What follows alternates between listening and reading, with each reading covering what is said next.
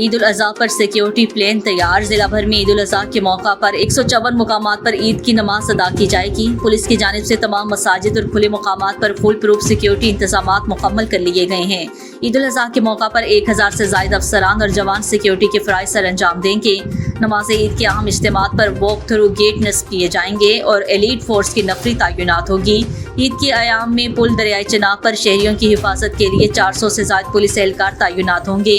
बाजारों मार्केट्स में लोगों की हिफाजत के लिए पुलिस मोबाइल्स फॉल्कन स्क्वाड मौसर गश्त कर रही हैं। मवेशी मंडियों में व्यापारियों को हिफाजत के लिए पुलिस की स्पेशल टीम्स तैनात की गई हैं।